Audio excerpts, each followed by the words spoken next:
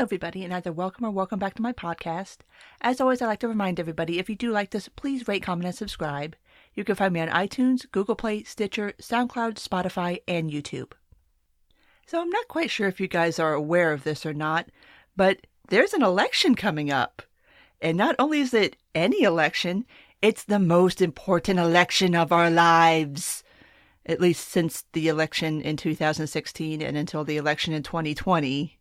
But yes, obviously midterms are coming up. And of course, whenever we get to the topic of midterms or presidential elections, we discuss the topic of voting. And inevitably, in the lead up, running up to any election, and usually for some time after that, the topic of third-party voting is discussed. Now, this is one topic that I will fight people on Twitter over. And actually the only time in my whole Twitter history where I even got close to being ratioed was when I had done a slight thread on the merits of third-party voting, and Lefty Twitter found me and wanted to try to fight me. And normally I don't really care what people say on Twitter about what I tweet, but this is one I will go to the mat on because there are few things that will take me from 0 to 100, like third-party voting and people who want to shit on people who are third-party voters, be they libertarians, greens, whatever other third party you may belong to and you wish to vote along your party lines.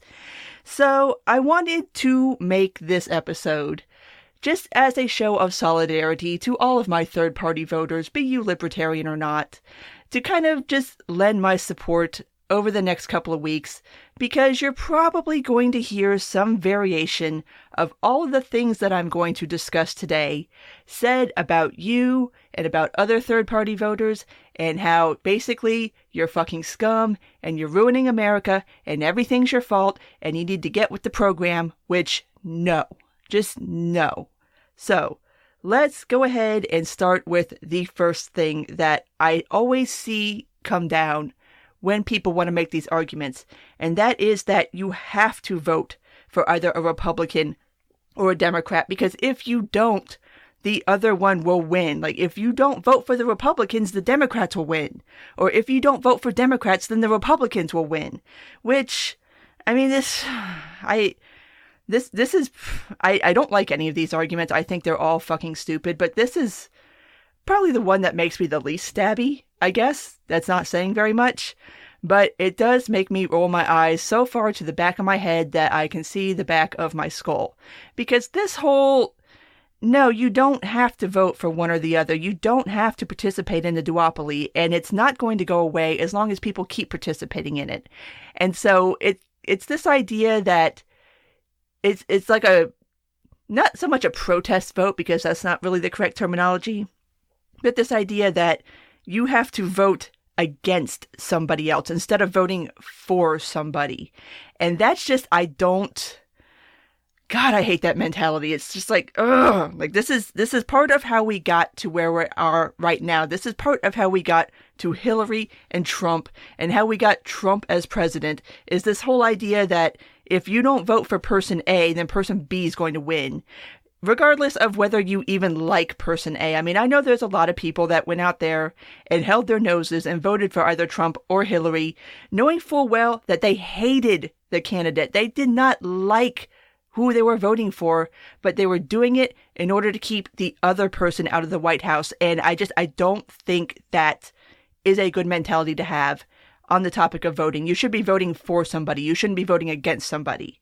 So that's always the first one that you end up seeing. And that's the one to just stop it. You don't have to be like that. And kind of pinning off of that is this idea that you do have to vote for the lesser of two evils. Like, you could, like, the argument that inevitably comes up after you point out, well, both candidates suck, is that, well, you have to pick the one that sucks the least, which, no, you don't. You can vote for a third-party candidate, or even not vote at all, which we'll discuss that in a little while. But it's just this lesser of two evils thing is really also another thing of how we got here. And just even before 2016, I mean, this goes back decades on decades on decades. And you typically see this aimed more towards independent voters, where you're not Republican, you're not Democrat, you're not registered as a party, but that appeal to them that like, okay, well, my candidate is less shitty than their candidate, so vote for my candidate. And that's another thing we have to get away from that. We have to stop letting that be a standard that somebody can get elected because you're less shit than the other candidate. Like, okay, but you're still shit. So why should I vote for you? Like, again, going back to this idea that you should be voting for somebody versus voting against somebody. So that's always the next argument that comes up after pointing out that, well, you have to vote for either a Democrat or a Republican. Well, I don't like either one of them. Well, you have to pick the one that you like least, or that you don't like least. And it's just like, stop. When there's other options, and I know we could have a whole conversation about ballot access and everything like that, but at least as far as presidential candidates, libertarians do have across the country ballot access now. So at least you have the opportunity, at least on when you're doing a presidential election. I know Senate elections are different, local elections, every state is different, every county is different. So we don't have like massive ballot access in that area, but at least as far as like federal positions, you do have a third party candidate, and usually you even have multiple of them. I know, obviously, back in 2016, it was Gary Johnson and then Jill Stein for the Green Party. You could have voted for her if you wanted to. So it's you don't have to pick R or D. You don't have to pick Team Red or Team Blue. You can pick a completely different team, and that's A-okay. But let's say you make it past all of that, and you make it to the voting booth, and you vote for whoever you want to vote for. You vote for your third-party candidate. What ends up happening after that, especially when somebody else's candidate doesn't win, all of a sudden, and this is the one that makes me see red, I cannot stand when people say this, and that is that if you voted third-party, you wasted your vote, which, first of all, fuck you. Who the hell are you to tell anybody that they wasted their vote? If you voted for the person that you wanted to vote for, if you voted for the person that you wanted to vote for because they're part of the same party that you are, like if you are a libertarian and you voted for the libertarian candidate, if you voted for somebody, even say you're an independent, and you decided that the libertarian candidate or the Green Party candidate or whatever other candidate lined up best with what you believe and what you want to see happen, then you did not fucking waste your vote. You voted for the person that you wanted to vote for, and that's what voting is supposed to fucking be about. It's not about picking a team or about making sure that the other team doesn't win. It should be about you sitting down, thinking about what your positions are and what your beliefs are, and then looking at the candidates in front of you and saying, this one is the one that lines up best with what I believe, and so I am going to vote for that one. There is no such fucking thing as a wasted vote. Anybody who says that, feel free to block them, mute them, ignore them. If unfortunately somebody says that to you in your actual IRL life, I don't know what to say for you, because I know what I would do, and it's probably not the best thing to do, which is probably go off on somebody much the same way I just did. But it's just, I can't with that. Like, I cannot. Who the fuck are you to tell somebody that they wasted their vote? Like, that's so condescending. And it's inevitably aimed at you as a third-party voter because that person's candidate lost. So your vote, you could have voted for my candidate and my candidate could have won. So you wasted your vote by not doing that. It's like, get the fuck out of here. And kind of to go along with that idea is there's always somebody after an election when their person doesn't win that they want to blame third-party voters for bleeding votes away from their candidate, which nobody is owed your vote. No candidate is owed your vote. So this whole idea that, like, you have to vote for Team A or Team B, again, no, you don't. Like, you don't owe that candidate anything. You don't owe anybody anything when you're in the voting booth. It's just you and the ballot and there's a little curtain there for a reason so that nobody can know what you voted for unless you tell them. And there is a reason for that, so that you can be somebody who votes and you can keep it private and it doesn't have to be anybody else's business and nobody else has to give you shit about it. So it pisses me off. Like, this is the one that really, really gets me. But you know who the group of people is that gets it even worse than the third-party voters? Is the people that don't vote at all.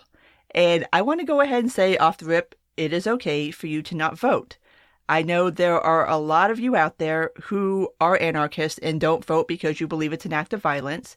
I know there's a lot of you out there who don't vote as your non-protest vote, which, to that point, if we were being completely honest, the person that won the 2016 election was nobody. The amount of people who were eligible to vote and who stayed home and did not vote is a higher percentage than what Trump got or what Hillary got. So right now, honestly, we should have President Nobody, because the vast majority, well, not the vast majority of Americans, but the larger percentage, if you're going by that metric, voted for nobody. Just decided to stay home because all of the candidates sucked as far as they were concerned. And something I would love to see happen, and I know, don't at me on this because I know every state does it different, yada, yada, yada. I'd love to see a ballot with an option to go and to specifically, like a null vote, to specifically say that you are voting for nobody on this ticket, or at least nobody in that particular category. To have that option to say, I don't like any of these candidates. Because that's, to me, and I know voting is a very thorny issue for everybody within the libertarian movement and just third parties in general and nationwide and just everywhere. Everybody has thoughts about voting. But I think in order to get to a better place, and obviously nobody learned this lesson in 2016 yet, but if you really don't like the current political environment, you have two choices as far as I'm concerned. You can vote third party if that's what you want, or you cannot vote at all, which this is something that I'm still kind of surprised that nobody's really unpacked and processed from 2016, because I think it's going to happen again in this year, and then I think it's also going to happen again in 2020, is this not addressing that fact that there was a huge chunk of the population who just decided that I don't like anybody. I don't like any of these people, so I'm not going to put my name to them. Those are the people that I would think that political parties would be making a concerted effort to try to talk to those people and appeal to those people and to try to get those people back into the voting booth to vote for.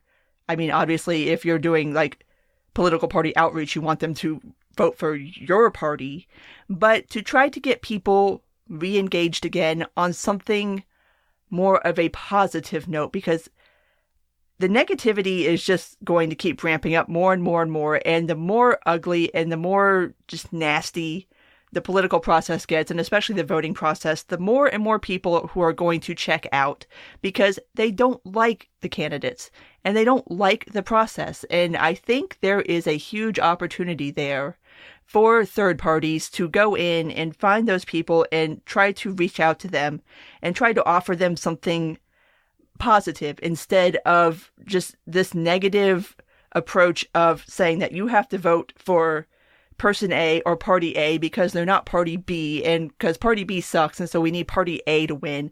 And it's just it's turning a lot of people off.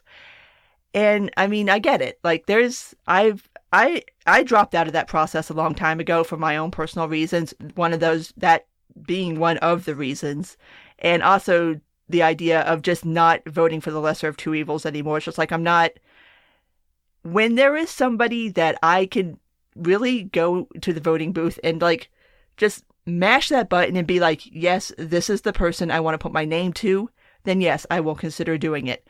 Until then, I'm not playing that game anymore. Like, I stopped. Like, it's not getting us anywhere. It's not worth it. It's not fixing anything. It's not healing any divides. It's just making things worse and worse and worse. So if you do protest non-vote, that's fine too. And like I said, if you are an anarchist and you're just never going to vote again because you view it as an act of violence against other people, that's fine too. That's your prerogative. Just the same way you have the right to vote, you have the right to not vote. And the same way you have the right to vote based on whatever individual preferences that you have and whatever individual value systems you have the right to not vote based on those same preferences and value systems. So to sum up this quick, short little episode, I just want to say that all my third-party voters and all my non-voters, I'm here for you. And I wanted to do this because probably over about the next month or so, y'all are going to feel pretty much ganged up on and picked on and bullied for your choices. And I would just like to say there is nothing wrong with choosing to vote third party or to not vote at all. Don't let anybody tell you any differently. Don't let people bully you into thinking that you have to vote Republican or Democrat. Don't let people tell you that you need to get with the program and that you need to not waste your vote. Which, oh my God, it pisses me off. It's still just, Anyway, but just as a little bit of solidarity for you guys, because it's probably going to be a little rough here for the next couple of weeks for us third-party people.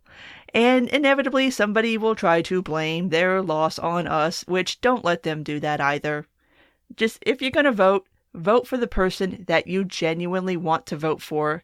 The person that best reflects your values, your policy positions, and just don't cave. Okay? Don't be that person. Just don't be that libertarian that gets into the voting booth and then just punches the R because you don't want the Democrats to win. It's just like, don't do it. Vote third party if that's what you want to do, because that's the only way that third parties are going to grow in this country. That's really the best way that you can do that, is to go to the polls and to vote for your third party candidates. That's the only way that the parties are going to get bigger and that we can possibly get away from this two-party system that is just more and more obviously completely broken.